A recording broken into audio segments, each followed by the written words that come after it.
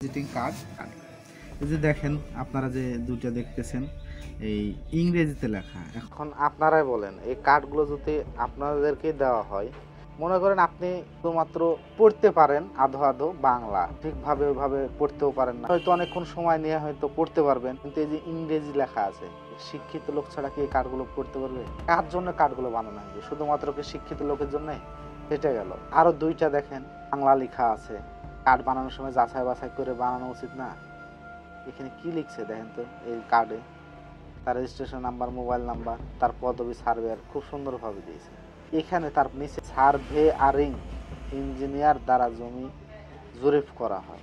এই যে সার্ভেয়ারিং ইঞ্জিনিয়ার, এই যে সার্ভেয়ারিং, এই শব্দটা কোথা থেকে আসলো, কিভাবে আসলো? এমন হতে ডিপ্লোমা এর কাছে কার্ডটা গেল, যদি সে দেখে এখানে সার্ভেয়ারিং ইঞ্জিনিয়ার দ্বারা, এটা কি বোঝানো হচ্ছে? আবার দেখেন নিচে আর একটা জিনিস লেখা আছে, কি দাগ হাল সাবেক করা হয়।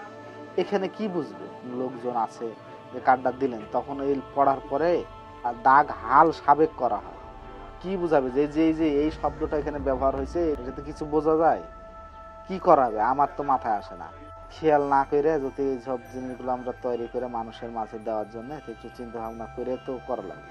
এই কার্ডটা যদি একজন শিক্ষিত লোকের কাছে পড়ে, জানাশোনা লোকের কাছে পড়ে, তাহলে এই কার্ডটা দেখে সে পরিমাপ করে ফেলাইবে যে এই সার্ভেয়ারটা কোন লেভেলের সার্ভেয়ার, সেটা তার পরিচয় এই জায়গাতেই ফুটে উঠবে।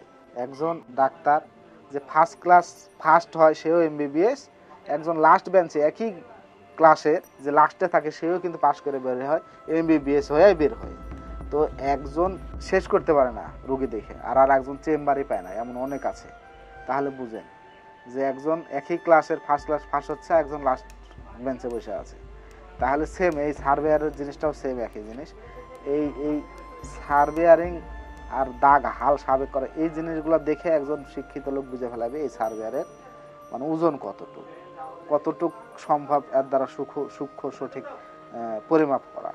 যদি আমার এই কথাগুলো ভালো লাগে, আলোচনাগুলো, তাহলে আমাদের এই চ্যানেলটি সাবস্ক্রাইব করবেন এবং বেশি বেশি লাইক কমেন্ট শেয়ার করবেন। ধন্যবাদ।